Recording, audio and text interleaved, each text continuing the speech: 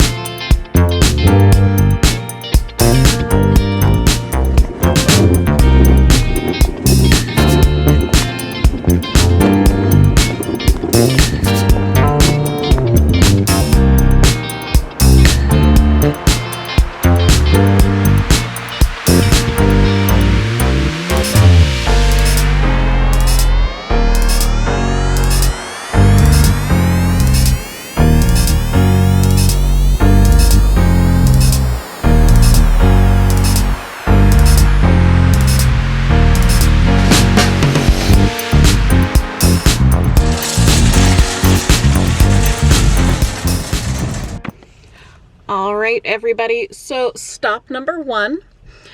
I showed you a whole bunch of really cool stuff, between rulers and hammers for putting in grommets and doing pinking with, to just magnetic plates to put your or throw your pins into so you're not losing them, or other bits of hardware like sewing feet. Oh my god, sewing feet running away from you.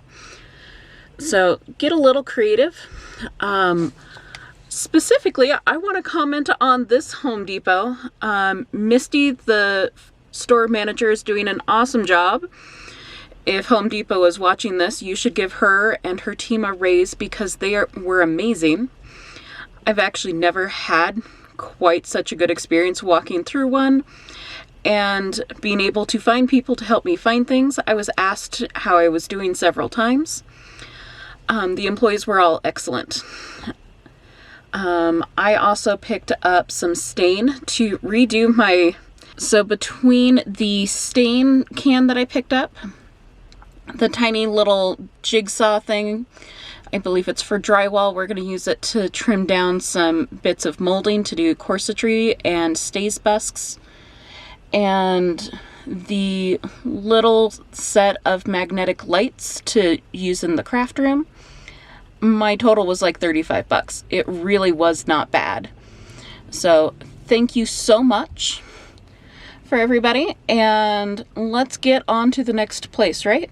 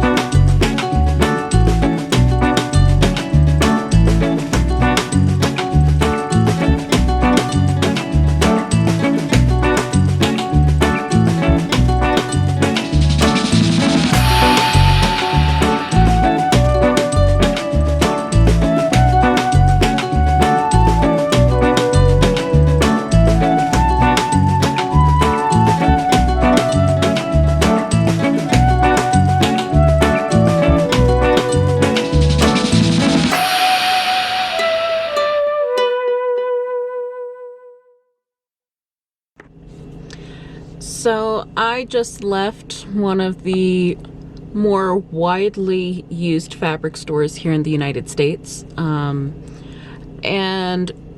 unless you're looking for sewing specific notions, I think you're gonna get a better deal at the hardware store, to be honest, ladies. So the cheapest hammer I found in the upholstery section was actually $25 versus probably a mean average price at Home Depot being around 15-ish. So, and it was for this tiny little, like, ding. I almost feel like it would be used to tap a bell. I think they're trying to have you use it to put in fancy trim nail heads or something. Whatever. But I wasn't terribly impressed with that. The upholstery section was honestly way better stocked and easier to navigate over at the hardware store over at Home Depot. But I could see needing to go and get foam or batting and more of the soft supplies here at Joann's. So there's that. I found similar magnetic plates, which didn't have tags today. I remember them being roughly about twice that cost at Joann's versus Home Depot for a smaller tin. So I will price check their websites just to comparison for you. That way you've got it. The big difference, I think, might be that this store in particular it's very heavily trying to gear towards women trying to sew or learn how to do some of those more traditionally female skills in our weird gender binary. Although neither sewing nor knowing how to fix your sink should be gendered. Period. Everyone needs these skills. So that's really what it comes down to. Yeah, I'm rambling, sorry. But I would keep your eyes out and ask what's going on. They're also heavily into, I would say, coupon culture, if that's a thing. So usually you get on their app or on some other mode, I get mailers where you can get a discount of like 40 or 50% off. So if you've got a coupon, the prices aren't terrible for a lot of these products. But if you're just buying it off the shelf, comparatively, it's way cheaper at the hardware store. So do with that what you will. I just want you to be making wise choices with your money, because it's hard enough being a woman without paying twice as much for the tools for your hobbies. We're gonna go check out a couple other stores just to kind of do a little last minute comparison, and we'll see what we find.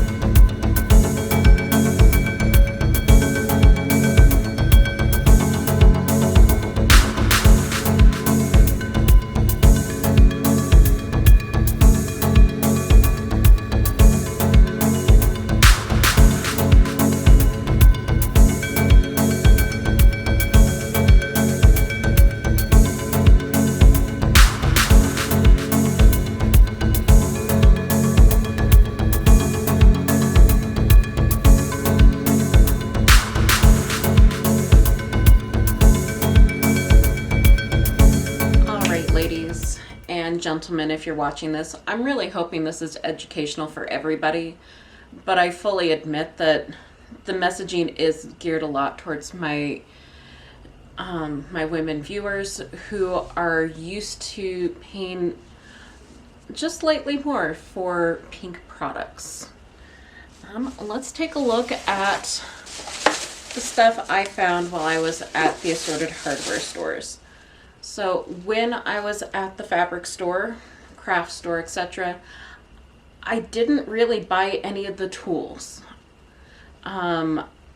Price comparison, it was just way cheaper to go to the hardware store unless it was something sewing specific or soft goods like fabric, foam, batting, that sort of stuff that I would want to pick up there. But as an example, we got a can of stain because I've already got cans of sealant. We're going to redo the cutting table later this summer because I agree with the comments I've gotten from you folks that it could use a little zhuzhing and it would be really nice to film on a surface that isn't black if I'm working on black projects. So, this can cost me $8 locally here in Denver, whereas it was $13 at the hobby craft store. So you've got that. I got really tired of cutting foam with my bread knife, so in the interest of being able to reupholster the chairs that go with the work table, I got a little serrated knife. It's intended for drywall, but I think it's going to do this project just fine. I think it was $10. Whereas stuff like, I couldn't even find anything like this really. There were some scissors, there were craft knives that were super expensive, but this ought to do the trick. Let's see. We have task lights. So these are meant to help light up some of my workspaces. The set was $20.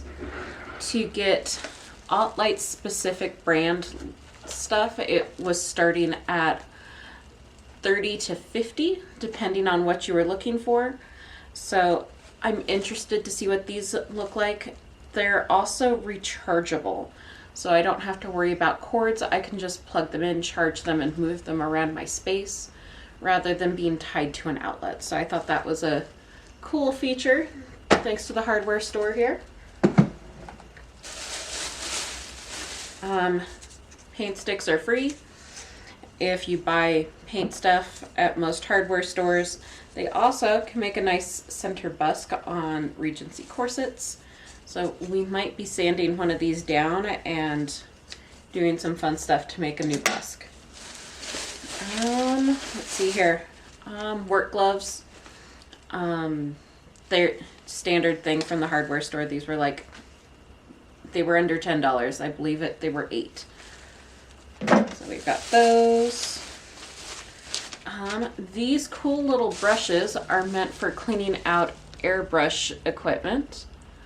I got them to work on my sewing machines and other more technical machinery. I really like these, so I would suggest taking a look at those. I also like using makeup brushes. If you go over to the dollar store and pick up a set of makeup brushes to just kind of get lint cleaned out of your sewing machine. For $7, I got a pack of screwdrivers with multi-bits, and it comes with a set of tweezers. So again, I'm thinking towards working with my sewing machine. Hey, now I have all of the bits I could possibly need to undo different screws. So I'm really looking at this as something to work with my sewing machine on, to help me be able to clean it up a little bit, make sure everything's in good working order. I believe this was $7. It was under $10. And in the past, that's been roughly the cost of the little cleaning kits. clamps so that I can work on string making and securing other things. I honestly couldn't find these at the hobby store, so that was definitely I think this was a $3 purchase from Harbor Freight. So highly recommend having a couple clamps around your sewing room to be able to keep stuff in place. And I got some magnets. There is a short on this channel of me making a bunch of magnetic pin plates. So I've got a couple other things I have purchased over the years at the hardware store. One would be these lovely measuring tools that are up there. With the exception of the French curve, all of that came from a hardware store. And it's because it was really hard to find rulers and the lengths that I needed to be able to draft things out. I've also gotten magnetic pin plates in the past to be able to make sure my bobbins stopped running away when I was using mostly metal bobbins. Now I've got some plastic ones that plan doesn't work as well. They have cable ties, which can be really handy for binding up fabric, as well as keeping rolls of boning and other things together if you don't have extra cut off scraps of fabric to do that with.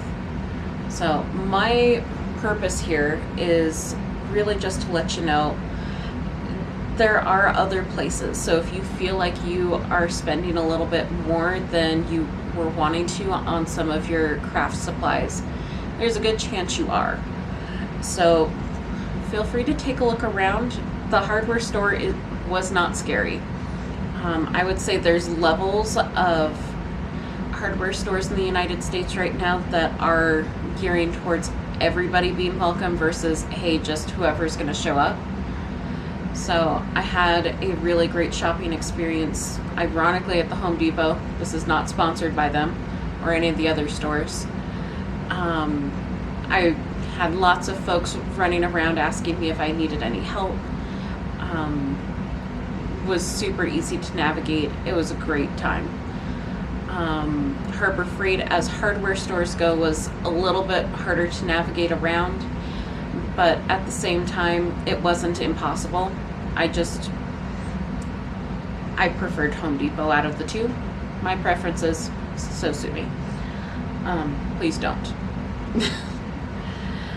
But when it came to the craft stores, I think Michael's, which I didn't really get much footage in because it was kind of crowded that day, ironically. It just didn't have what I was looking for when it came to sewing in general or costume making. Their cosplay section's kind of been whittled down quite a bit as well. And when I went over to Ye Olde Joann's, their stuff was okay, but you could tell that the pricing was competitive when you had like a 50% off coupon. But if you didn't have that coupon, it was cheaper just to go to the hardware store, was my experience. So there you have it. I hope this is helpful and informative to everybody. I really want women in general to feel empowered to be able to go into these spaces, as well as being able to use your hard-earned money in order to do our hobby. I know it's an expensive hobby that we all have around here, and I would love to see more and more of you doing it. So if this video was helpful, definitely comment down below. Tell me what you found the most helpful and what your experiences have been. Give it a thumbs up so that the algorithm knows that you liked it and will send it out to more folks. And in the meantime, I hope you have a fantastic day. Thanks for watching. Bye.